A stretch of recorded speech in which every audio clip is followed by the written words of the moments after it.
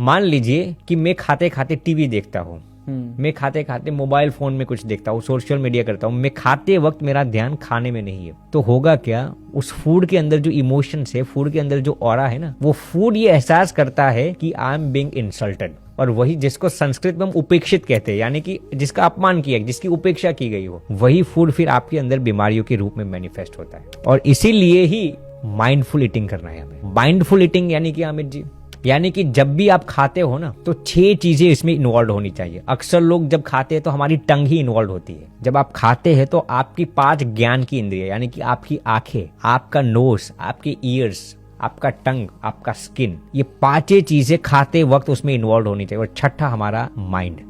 मान लीजिए कोई इंसान टीवी देखते खाता है तो उसकी टंग इन्वॉल्व है, लेकिन उसकी आंखें तो टीवी पर है, उसकी आंखें इन्वॉल्व नहीं है, उसकी ईयर्स इन्वॉल्व नहीं है, उसकी स्किन इन्वॉल्व नहीं है, उसका ब्रेन तो ऑलरेडी कहीं पर है। अब मान लीजिए आप टीवी नहीं देखते, लेकिन आप खाते वक्त बातें करते हैं किसी के साथ, तब भी आपका माइंड कहीं पर है, आपकी आंखें कहीं पर है, तो ये आपके डाइजेशन में किल्लत करेगी। अब मान लीजिए कि आप खाते वक्त शिद्दत से खाते हो, कुछ नहीं करते हो, लेकिन आप स्पून से खा रहे हो फॉर एग्जाम्पल, तो आपकी स्किन इन्वॉल्व नहीं है उसमें, तो वो भी काफी प्रभाव डालती है। अब मैं इस पर भी रियल रिसर्च सुनाता हूँ। जब सिर्फ आपकी टंग इन्वॉल्व होती है तो आपको डाइजेशन होने के चांस सिर्फ 50% है। जब आपकी आंखें इन्वॉल्व होती है, आपकी नासिका इन्वॉल्व होती है, आपकी ईयर्स इन्वॉल्व होते हैं, आपकी स्किन इन्वॉल्व होती है, तब आपको डाइजेशन के चांस 80% होते हैं। और जब आपका माइंड भी इन्वॉल्व होता है ना, यानी कि एकाग्र के साथ जब आप खाते हो, कोई भी चीज आप बातें करते नहीं, टीवी नहीं देखते, पूरा कॉन्सेंट्रेशन आपका रोटी, दाल, चावल या जो कुछ भी खाते हो उस पर लगा हुआ है ना, आप चाहे जो कुछ भी खाएंगे ना, आपका डाइजेशन का चांस 95% से ज्यादा हो जाता है।